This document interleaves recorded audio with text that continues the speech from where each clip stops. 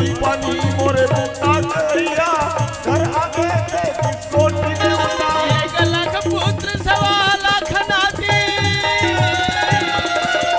1 लाख पुत्र 1.25 लाख नाती दिया नहीं न बाती ने दूसरा मारती ना।